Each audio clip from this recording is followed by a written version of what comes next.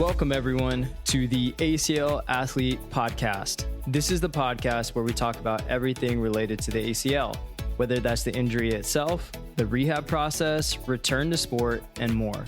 I'm your host, Dr. Ravi Patel, performance physical therapist and coach. Between myself and fellow guests and experts, you'll learn through the lens of the patient, the healthcare professional, and the coach. The goal of this podcast is to equip you, the athlete, with the education to make the best informed decision about your care and your ACL journey. Thanks for joining. Now let's dive into today's episode. What is up, team? And welcome back to another episode on the ACL Athlete podcast. So today I want to talk about a particular comment or feedback I get from many of my ACL athletes, and that is, my knee feels sore. Talking about sore, not specifically pain. They just say their knee feels sore. So picture this. You get through a solid session, maybe some split squats are in there, some single leg work that you were doing, some dynamic work. Maybe it's change of direction. Maybe it's some jumping. You feel strong walking out of the gym or out of your session. And then a few hours later, you're sitting on the couch and you notice that soreness. Your knee feels a little different. It's not your quad necessarily. It's not your hamstrings. The joint itself, right at the front of the joint, or maybe it's just the kind of knee in general, maybe a little bit behind the kneecap. It's talking louder than it was when it was that session, right? Or maybe even an hour ago. And that's usually when a spiral can start, especially if you've been in this process. Maybe you've dealt with some setbacks or some flare-ups in the knee. And there can be this kind of thought of, did I do too much? Did I just undo months and months of progress, especially if you just got out of a flare-up and in this one session, you just flared it up again. And so you're just wondering, is this the start of a setback? And so you start potentially kind of gathering some information about this, and maybe it's something that you do message your physical therapist about, or you tell them in the next session. Maybe you pull up Google or an AI and you just kind of type in whatever it is, and it reads out different answers that are all just different, right? It might be, you tore your ACL, to, oh, this is a cyclops issue, or this is very bad, to, oh, this is normal. Just keep working through it. Push through the pain. It runs the gambit. And especially if you get onto different forums like Reddit or Facebook groups, you might really go down a deep rabbit hole. And so you're laying in bed feeling the soreness, and it's something that you're trying to process through. And I want to talk through this today because there are situations that happen like this all the time. Every single ACLer going through this process, they have these moments, and many of you more than once, right? Your knee is going to get sore. And I know sometimes it's hard to describe this because you're not like, oh, it's in pain, or even let's kind of take out stiffness. It just feels sore. Just like you do a hard workout and the muscles get sore, but instead the joint itself around it gets sore. And it could be particular areas. It could be, in the front side of it. It could be just the whole joint itself. And it's so hard to really specifically describe, especially if it's not pain specifically, which is also just hard to describe sometimes. And the first thing I need you to hear before anything else is that sore is not the same thing as, pain or hurting. The joint is not the muscle, right? And in the vast majority of cases, what you're feeling is not, maybe that disaster that you played out in your brain or what you have read online, right? And this is where the nuances of this is so important. And just to normalize that soreness is normal, but there is something that we need to dissect a bit more in this episode for us to figure out, okay, is this something that we need to really draw attention to, or do we just kind of let it ride? So I want to give you some more practical strategies around this. So let's first get specific about what we're actually talking about. Muscle soreness, that could be your quads, hamstrings, glutes, calves, the muscles themselves. They can feel that work the next day. And that's one that we're aiming for, right? We're trying to rebuild those muscle groups. And so you should feel a lot of work there. The muscle soreness is something that we want, right? It's telling us that the tissue, those particular areas got a stimulus, and that's helpful. Now, also know that just because you're not sore in the muscles doesn't mean that they haven't been worked. When you're in a particular block or when you're working through a certain set of exercises, when they're new, the soreness creeps in a bit more. If there's more eccentric or kind of muscle lengthening, then you're going to get a bit more soreness. But as you get further in, your body gets used to it. So sometimes you don't always get the soreness in those muscle groups, but you can still make progress. So just know that. You don't need to wake up sore in your muscles every day for it to feel like progress. That's a side tangent. The real focus here is on the joint soreness, which is different. That's the knee itself, the joint line, just the front of the knee. Everyone kind of knows this feeling of, it's telling you it's adapting to something, right? And here's the thing that we need to make sure we explain well. This shows up at different points in your rehab, and it could be for very different reasons. Early on, it's your knee relearning how to handle load, especially. You think about you have the injury, and then if you go on to have the surgery, then afterwards, it's in a very sensitive state, right? We're trying to rebuild after 2 traumas, essentially. And so that joint is trying to normalize. It hasn't had as much activity or stress on it, so it lowers its capacity, if you will, to be able to handle things. So, imagine you were able to run 10 miles and then you took a lot of time off. You're not just going to be able to pick up and run 10 miles. You're going to probably respond to 1 to 2 miles just from a conditioning, and even your joints and your muscles will respond to that. This is kind of the same thing. The floor has been lowered in terms of what that looks like. So then you might feel things at a lower threshold. And that's essentially what this joint soreness can be early on, is that your knee is relearning how to handle load and movement again after this surgery. It hasn't done it in a while, and so it's essentially recalibrating.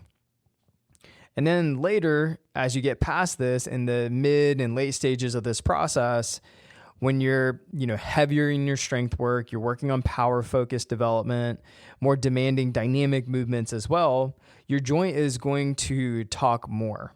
It's not always going to just be completely quiet and calm. That joint soreness I see can rear its head. It's not a red flag though.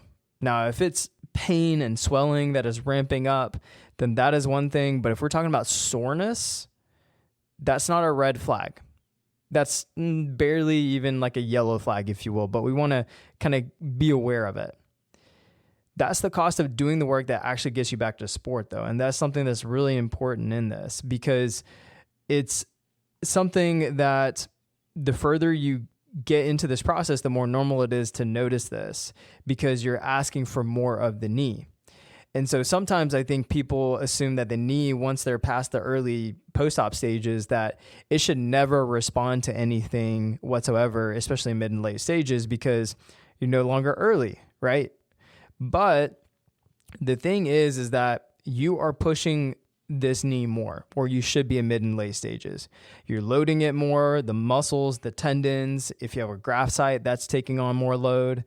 You are moving faster with more velocity. You are doing dynamic things like changing direction, decelerating, accelerating, sprinting, cutting, all the things that are going to be involved that are going to put high force through the knee, which guess where those forces are going? Through the knee, through all those tissues, all the joints, the muscles. But this is why we have to make sure we are strong enough, y'all. Because if we're not strong enough, guess what takes the brunt of the load? Either the muscle groups that shouldn't be doing it as much because we just don't have as much strength in the quads, for example, or a lot of time the joint takes on the load. And that's something that's really important here.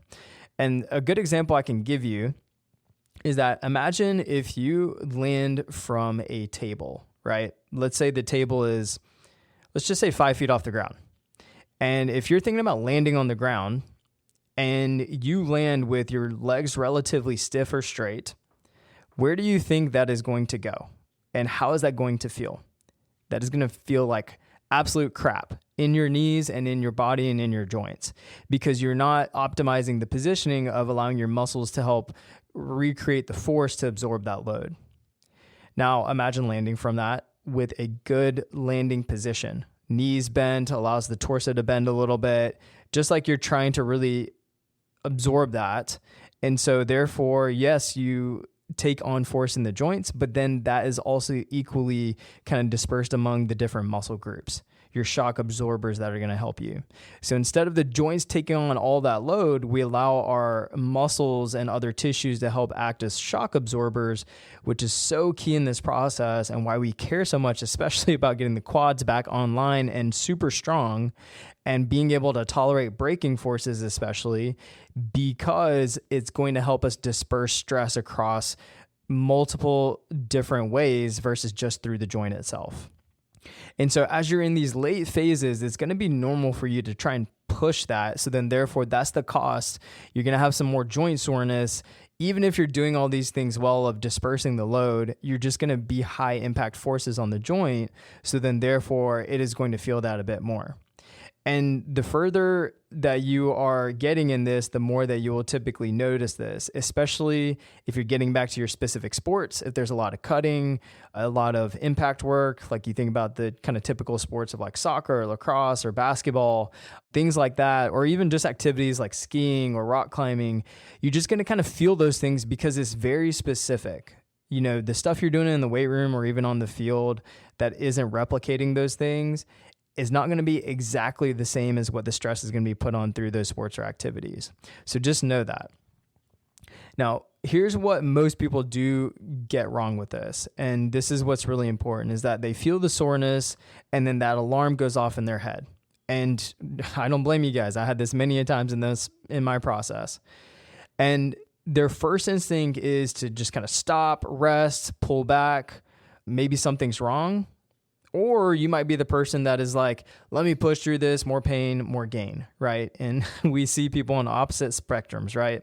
And we typically want to kind of land somewhere in the middle. The middle is usually the safest. Just as a life philosophy, the middle is usually kind of the most helpful kind of rule of thumb, if you will, as I've found as I've gotten older. But I get why sometimes people have these alarm bells go off. As I shared, I also did as well. You've already been through this enough with this knee and kind of tend to be on the edge about it, especially if you've had previous flares up. But that instinct of kind of pulling back, stopping, maybe pivoting the second you feel something is not necessarily the right move every single time. And the right move is to really identify it. And that's really important. Identify it, don't panic. Name it, track it. The soreness becomes a piece of information and is something that we can kind of follow along with data points in this process. I remember after my second ACL reconstruction, anytime something in my knee felt off, my brain went straight to worst case scenario. And I dealt with a lot of patellofemoral issues, like a lot of pain issues around my kneecap. And I think this was more so due to poor rehab and loading and just kind of strategizing my programming during that time, which reflecting previously on. And so that was something I had to work around a lot. And so the thing is that constantly was in the back of my head, especially because I dealt with that early on. And then you pile on top of that, I'd already been through one ACL reconstruction on the other side. Didn't obviously go as expected because I injured the other side. So I didn't really have a lot of patience for the ambiguity of it. So it took real time and honestly some good coaching, just learning myself through movements and through what I was going through before I really learned the difference between my knee talking to me and my knee actually yelling at me. Once I could tell those apart, I stopped panicking over things that might have really played into that. And I've learned that so much over the years now with my various injuries, surgeries, and even my recent hip procedure of, if there's something that starts to, kind of talk to me a little bit versus yelling at me, I'm going to try and name it, differentiate it, but making sure I'm not necessarily panicking immediately when something happens. So let's break this down where this soreness is actually coming from, because not all soreness has the same cause. And the cause should change how you think about it. The first one is early stage load reintroduction, meaning we're putting weight back on this thing, we're getting this thing moving. And so it's been a while, especially let's say someone who has been on crutches and maybe their knee has been locked in a brace or restricted range of motion. And let's also say you were someone who had a meniscus repair, a multi-ligament, or your surgeon's protocol was non-weight bearing for a week, 2 weeks, 4 weeks, maybe 6 weeks, right? That's going to be different. So your knee is going to be sore because it is just not used to that because it's been some time. And as much as I hate it, the capacity of that knee drops a lot. The quad strength drops a lot very, very, very quickly after this injury. As we know, yes, this is a joint-related, muscle-related kind of issue that ends up being very much impacted, but there is a very neurological component to this injury that we do not have fully figured out yet. And so that shuts things down. It makes the kind of joint and the muscles kind of decondition and protect itself, if you will. And so this is something that's really important. And then you layer surgery on top of that, and maybe it's a complicated surgery or requiring restriction on weight bearing, then that's going to factor into this too.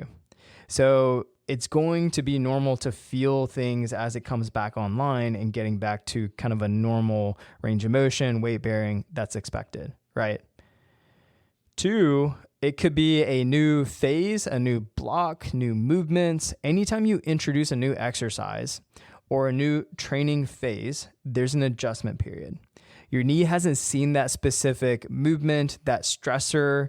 Maybe you were doing something in the previous block or previous exercise that was stressing it in a certain way, but maybe this is something new.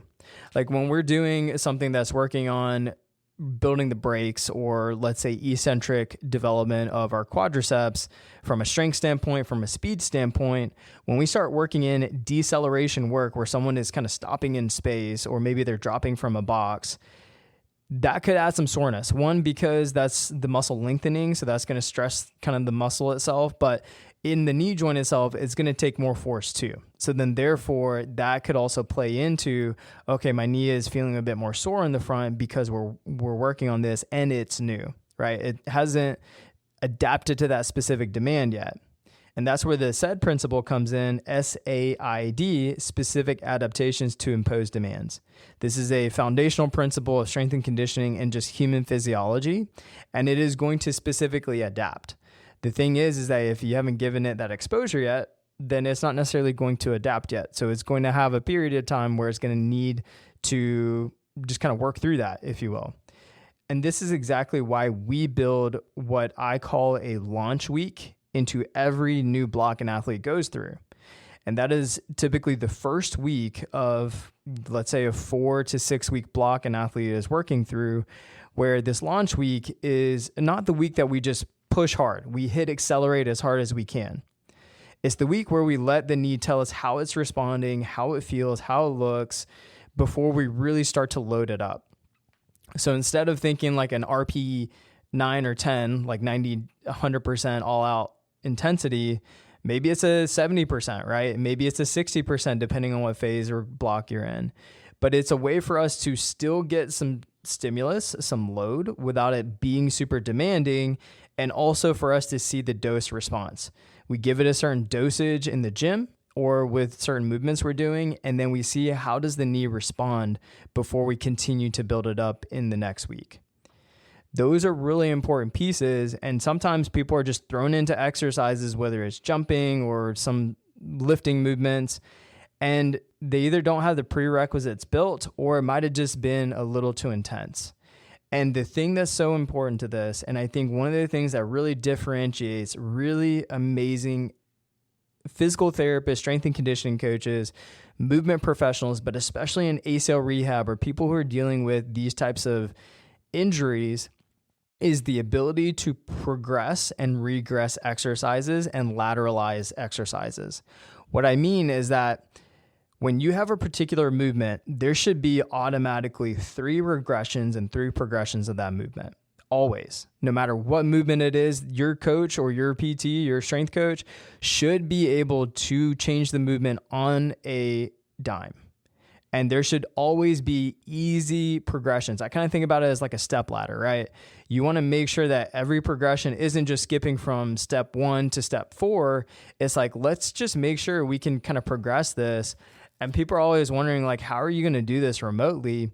And the thing is that we have just really tried to take so much value into being such good coaches and understanding movement that we are never giving our athletes exercises that they feel is so over the top, so complicated, or so aggressive where they're like, I don't know if I can do this.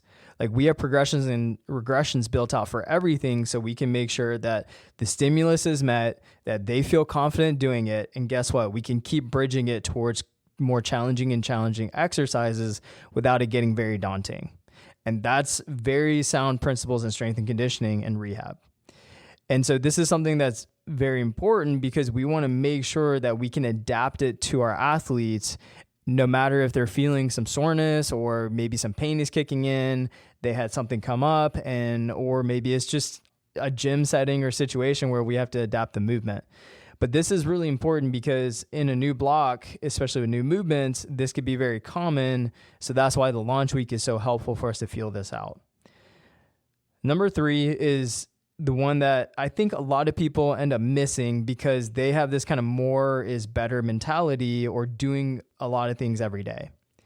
And I've talked about this before where this high-low approach is very valuable, where you take a day, let's say Monday, Wednesday, Friday are your high days, and Tuesday, Thursday, Saturday are your low days.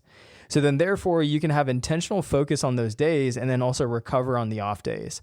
Versus if you do just moderate output every single day across 6 days, you're not going to touch high intensities.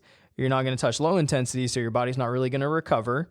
And then the other piece is that you're not really going to hit a stimulus high enough for you to get an adaptation. So that's why this high-low approach is so helpful. And the thing that we see a lot of times is that people have load mismanagement. And the other things that could sneak in, maybe it's like walking. People are following maybe a design schedule, but then they ramp up their step count drastically, or maybe they go travel and they're hitting 20,000 steps versus the typical 5,000 with their remote job, right? But they're still not in a place where the knee has been used to that.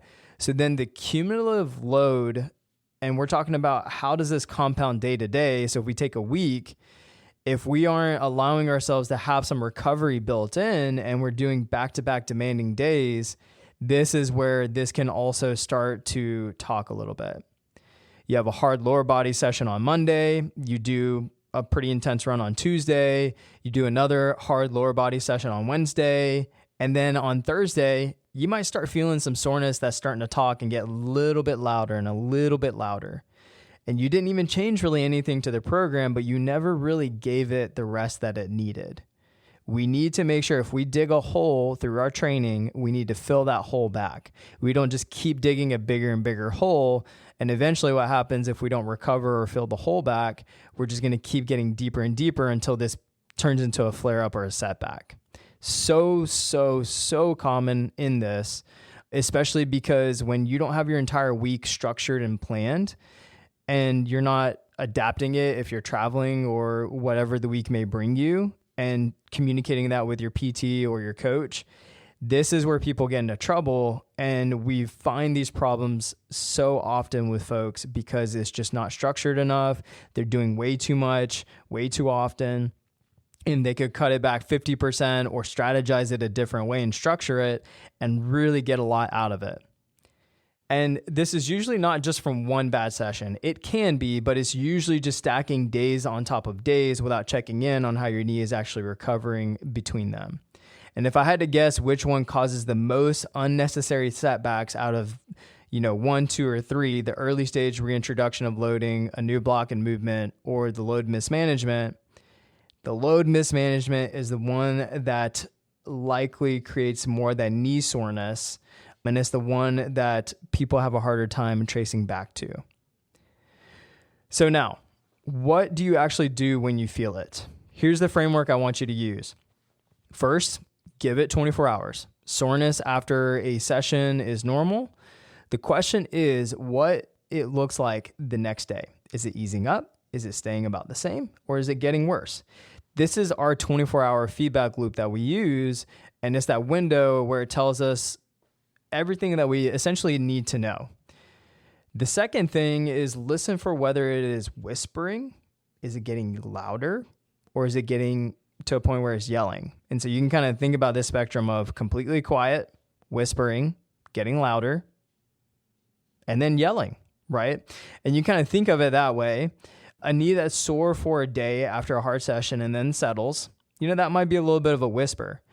But a knee that's louder 3 sessions in a row, it's whispering, and then you're noticing it getting louder and louder, and that's starting to escalate, right? Like someone is yelling. That's not something to ignore anymore. It's something that we need to really kind of dial in, because that trend is going to start matter more than any single data point or day. And you can almost think of it as like the green, yellow, or red light, or the check-in with yourself, right? Green, it's there, but it's easing. Keep going as planned. Yellow, it's holding steady or showing up a little more than usual. Back off slightly and keep watching. Or red, it's getting louder over multiple sessions, or it's actually changing how you move. That's when you bring it up to your coach or your PT and you actually adjust the plan. Now, this is essentially something that you can look at and follow whenever soreness comes up. I would say you probably want to bring it up more in the yellow side than the red, but this is something that we want to make sure we get in front of and be proactive about, versus something that we are waiting till much, much later, and then all of a sudden it becomes a bigger problem.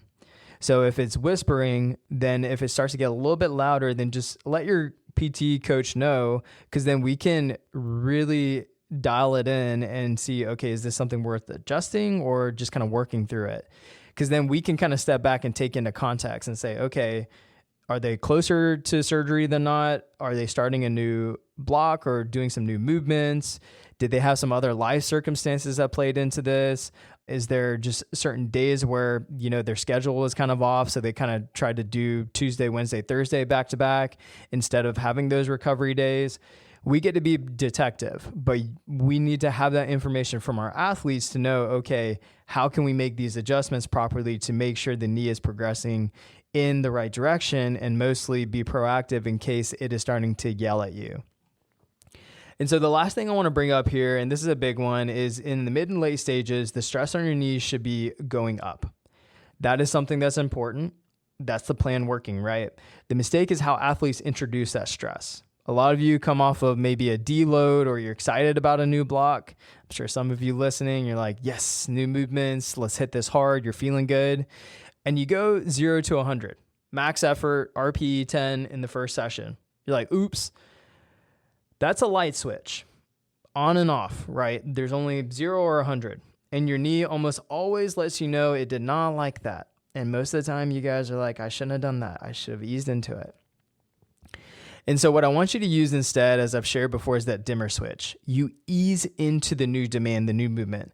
That's exactly what launch week is built for us, that first week. It's not a throwaway week. It's a week for your knee to get used and adjust to the new movement and give you honest feedback before you ask it for everything, right? The full green, 100 miles per hour go. So that's really important in this. And I always use the undercook versus overcook analogy. I tell all of our athletes, our team communicates this to everyone, is like, if you have a steak, would you rather undercook it or overcook it? You'd rather undercook it every single time, because guess what? You could throw it back on the grill. You could do a little bit more. Same thing here is that you can always add a little bit more in the next session, but if you overcook it, it's done. And if you overcook the knee, it starts yelling at you. It's going to be nothing more than just giving Mother Nature some time to be able to allow it to calm down. And then you're just going to be pissed at yourself. And then you might even be pissed at your PT or your coach or your programming and at the world. And the thing is that this could have been prevented.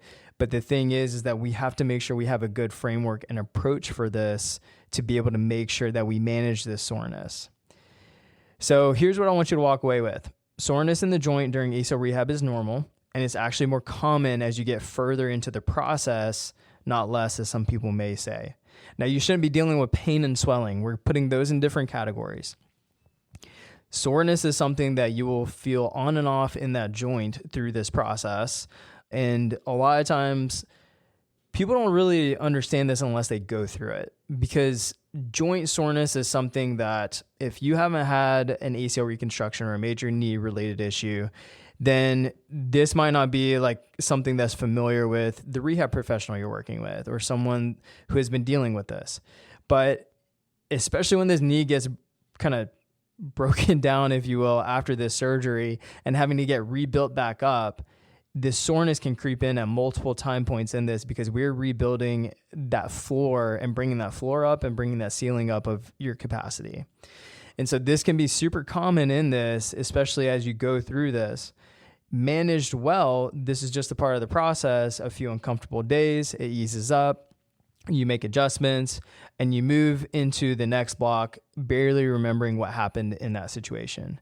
Managed poorly or ignored or just trying to force it, stacked on top of more bad days with no recovery, what started as something that was soreness can actually turn into, now we're in the pain, swelling, stiffness category that lingers, and a few rough days that could turn into maybe weeks of regressions, having to kind of take that step back and be in a flare up. And maybe it's also, if it doesn't improve, a conversation with your surgeon, which we know we don't want to have either. So this is something that we just want to make sure we manage well. And so the next time you feel it, don't spiral. Ask yourself one question: is this whispering or is this yelling? That one question will tell you almost everything about what to do next. And if you want to actually find out how the actual programming for athletes go, or if you need some help with this, then you can reach out. We are here to help. That's going to do it for today. This is your host, Robbie Patel, signing off.